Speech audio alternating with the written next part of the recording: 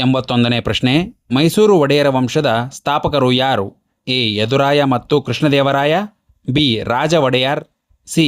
Chikkadevaraya, D. Ranadheera Kanteerava. ನಿಮ್ಮ ಸಮಯ ಪ್ರಾರಂಭ.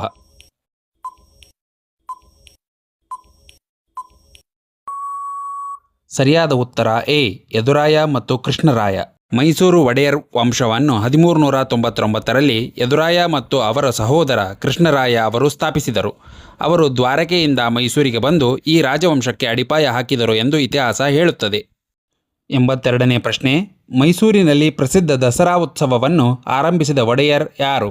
A. Raja Wodeyar, B. Nalvadi Krishnaraja Wodeyar, C. Jayachamaraja Wodeyar, D. Chikkadevaraya. ನಿಮ್ಮ ಸಮಯ ಪ್ರಾರಂಭ.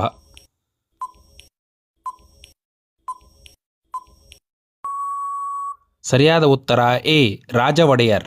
ಕ್ರಿಸ್ತಶಕ 1610ರಲ್ಲಿ ರಾಜ ಒಡೆಯರ್ ಅವರು ಶ್ರೀರಂಗಪಟ್ಟಣದಲ್ಲಿ ಮೊದಲ ಬಾರಿಗೆ ಈ ನವರಾತ್ರಿ ಉತ್ಸವವನ್ನು ವಿಜಯನಗರದ ಸಂಪ್ರದಾಯದಂತೆ ಪ್ರಾರಂಭಿಸಿದರು. 83ನೇ ಪ್ರಶ್ನೆ, ನವಕೋಟಿ ನಾರಾಯಣ ಎಂಬ ಬಿರುದು ಹೊಂದಿದ್ದ ಮೈಸೂರು ದೊರೆ ಯಾರು? ಎ. ಚಿಕ್ಕದೇವರಾಯ, ಬಿ. ದೊಡ್ಡ ಕೃಷ್ಣರಾಜ ಒಡೆಯರ್, ಸಿ. ಹೈದರಾಲಿ, ಡಿ. ಮುಮ್ಮಡಿ ಕೃಷ್ಣರಾಜ ಒಡೆಯರ್. ನಿಮ್ಮ ಸಮಯ ಪ್ರಾರಂಭ.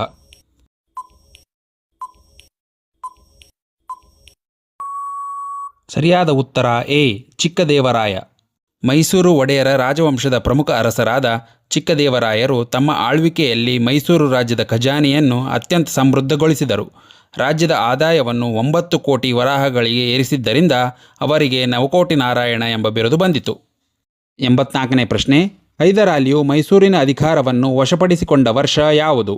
ಎ. 1761, ಬಿ. 1750, ಸಿ. 1782, ಡಿ. 1799. ನಿಮ್ಮ ಸಮಯ ಪ್ರಾರಂಭ.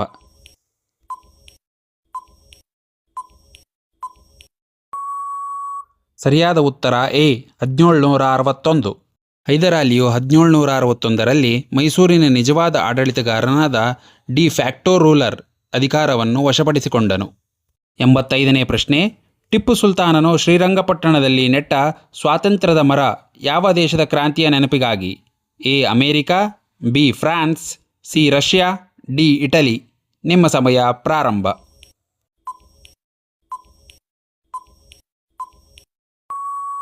ಸರಿಯಾದ ಉತ್ತರ ಬಿ. ಫ್ರಾನ್ಸ್. ಟಿಪ್ಪು ಸುಲ್ತಾನನು 1794ರಲ್ಲಿ ಫ್ರೆಂಚ್ ಕ್ರಾಂತಿಯ ನೆನಪಿಗಾಗಿ ಮತ್ತು ಫ್ರೆಂಚ್ ಸೈನಿಕರೊಂದಿಗೆ ತನ್ನ ಮೈತ್ರಿಯನ್ನು ಸಂಕೇತಿಸಲು ಶ್ರೀರಂಗಪಟ್ಟಣದಲ್ಲಿ ಸ್ವಾತಂತ್ರ್ಯದ ಮರವನ್ನು ನೆಟ್ಟನು. ಅವನು ಮೈಸೂರಿನಲ್ಲಿ ಜಾಕೋಬಿನ್ ಕ್ಲಬ್ ಸ್ಥಾಪಿಸಲು ಸಹ ಬೆಂಬಲ ನೀಡಿದ್ದನು. 86ನೇ ಪ್ರಶ್ನೆ, ಎರಡನೇ ಮೈಸೂರು ಯುದ್ಧವು ಯಾವ ಒಪ್ಪಂದದೊಂದಿಗೆ ಮುಕ್ತಾಯವಾಯಿತು? ಎ. ಮದ್ರಾಸ್ ಒಪ್ಪಂದ, ಬಿ. ಮಂಗಳೂರು ಒಪ್ಪಂದ, ಸಿ. ಶ್ರೀರಂಗಪಟ್ಟಣ ಒಪ್ಪಂದ, ಡಿ. ಮೈಸೂರು ಒಪ್ಪಂದ. ನಿಮ್ಮ ಸಮಯ ಪ್ರಾರಂಭ.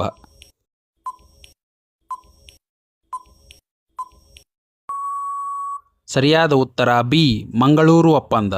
ಎರಡನೇ ಮೈಸೂರು ಯುದ್ಧವು 1780ರಿಂದ 1784ರವರೆಗೆ ಬ್ರಿಟಿಷರು ಮತ್ತು ಮೈಸೂರಿನ ಟಿಪ್ಪು ಸುಲ್ತಾನ್ ನಡುವೆ ನಡೆದ ಮಂಗಳೂರು ಒಪ್ಪಂದದೊಂದಿಗೆ ಮುಕ್ತಾಯವಾಯಿತು.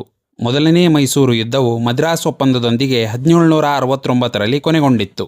ಮೂರನೇ ಮೈಸೂರು ಯುದ್ಧವು Srirangapatna ಒಪ್ಪಂದದೊಂದಿಗೆ 1792ರಲ್ಲಿ ಕೊನೆಗೊಂಡಿತ್ತು.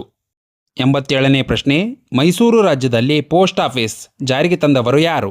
A. Chikkadevaraya, B. Hyder Ali, C. Tipu Sultan, D. ಬ್ರಿಟಿಷರು. ನಿಮ್ಮ ಸಮಯ ಪ್ರಾರಂಭ.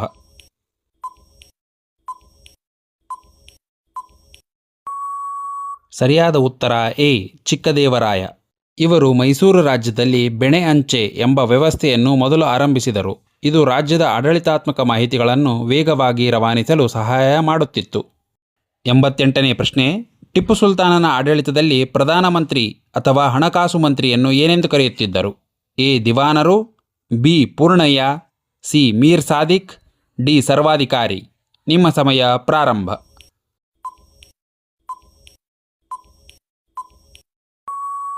ಸರಿಯಾದ ಉತ್ತರ ಎ.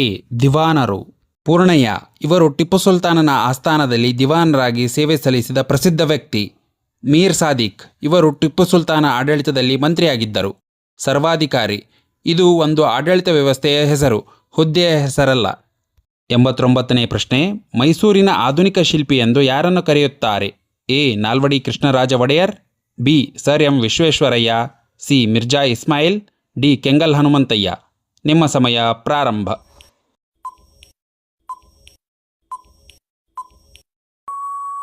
ಸರಿಯಾದ ಉತ್ತರ ಎ ನಾಲ್ವಡಿ ಕೃಷ್ಣರಾಜ ಒಡೆಯರ್. ಅವರ ಆಳ್ವಿಕೆಯ ಕಾಲದಲ್ಲಿ ಮೈಸೂರು ರಾಜ್ಯವು ಎಲ್ಲ ಕ್ಷೇತ್ರಗಳಲ್ಲಿಯೂ ಅಭಿವೃದ್ಧಿ ಹೊಂದಿದ್ದರಿಂದ ಅವರನ್ನು ಆಧುನಿಕ ಮೈಸೂರಿನ ಶಿಲ್ಪಿ ಎಂದು ಕರೆಯಲಾಗುತ್ತದೆ. 90ನೇ ಪ್ರಶ್ನೆ. ಮೈಸೂರು ಮದ್ರಾಸ್ ರೈಲ್ವೆ ಸಂಪರ್ಕವನ್ನು ಕಲ್ಪಿಸಿದವರು ಯಾರು? ಎ ಮುಮ್ಮಡಿ ಕೃಷ್ಣರಾಜ ಒಡೆಯರ್, ಬಿ 10ನೇ Chamaraja Wodeyar, C Nalvadi Krishnaraja Wodeyar, D British resident. ನಿಮ್ಮ ಸಮಯ ಪ್ರಾರಂಭ.